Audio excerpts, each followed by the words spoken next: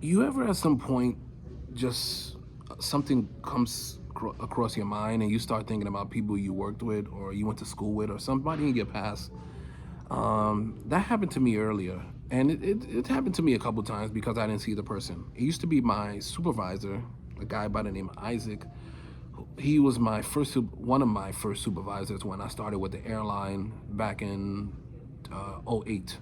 He was Guyanese. Then there was another Guyanese supervisor. His name was Muhammad. Just a little small short story. A lot of Guyanese people, when they left Guyana, if they went to New York, they settled in Queens or Brooklyn. But a good amount of them came upstate too, in the Schenectady area, Albany, Schenectady area. So that was kind of their deal. Those two gentlemen, they even worked in JFK for the airlines.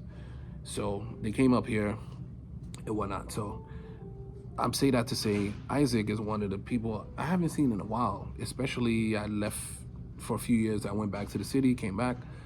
I didn't see him for a while, and I was like, wow, he must have retired. I'm gonna ask him about somebody, but I haven't seen him, so I know he retired. And I was like, wow, that's pretty cool. Because here's the thing: if you work for an airline, a lot of airlines now, if you gave them 10 years, you can retire with lifetime benefits as long as you're by the age of 55.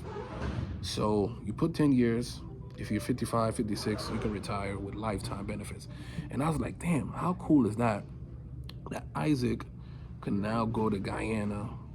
I mean, you can go everywhere around the world, but especially because that's what a lot of older Caribbean people, well, Guyana is South American, but still, a lot of Caribbean people just go back home. So I was like, damn, some people, if they're lucky, go once a year or every couple years. He can go whenever he wants. And if you're 55, you're still young because everybody else's retirement is 65, even though they're trying to bump around and raise the age of retirement. I was like, that's so cool. And it kind of made me think of somebody else too. Back a decade ago, I used to, or yeah, somewhere around 2014, 2015, I worked with a guy who was only 45 who retired from the state troopers. That's when he came to the airline, right after he, what retired. So I was like, wow, imagine you retired at 45, you can go into another career, which is a lot of people I know they do that. They started working at a young age. They stayed with the company, and then they went to their second thing. So now they have their first pension, and they're working on their other. Because if you retire at 45, you can give somebody else 20 years or whatever they require by the time the age of retirement. So I want to kind of make this video for a younger person.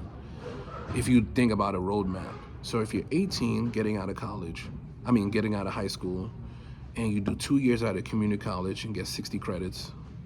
It's hard, but get 60 credits. And then, because that's what state troopers, they used to require 60 credits, college credits. Then, let's say you work with them from 20, or even if you work with them starting at 25, you do 20, you'll be done like the guy was at 45.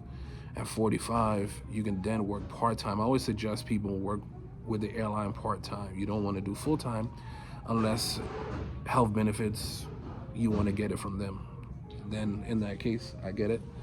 But generally, don't do it because the pay is not there, but you want to do it for the benefits. Anyway, so if that guy is 45, he's at the perfect age. Put the 10 years, retire from the airline too, and then, so you got your pension at 55 from the state troopers, then you got lifetime benefits at 55, and then you could still do something else, or you could start a business until you officially want to retire, because some people don't even want to retire at 65. You're used to working. So, man, I think that's so dope. So, if you get out of high school, you got between 18 and 25 to figure it out, go to school, whatever, start working somewhere for 20 years, retire from there, start the airline at 45, put 10 years, retire from that and get lifetime benefits. At 55, if you have a pension and lifetime benefits, you can even live somewhere else that's cheaper, and you'll be able to fly for free back and forth as well as get money. And then if you have a business too, it's even better. I think that's so dope, and I want to hear if someone actually done it that way, and how are you enjoying it. So definitely hit me in the comment section, and I'm looking forward to it. But yeah, 45 is the best age to start working with an airline.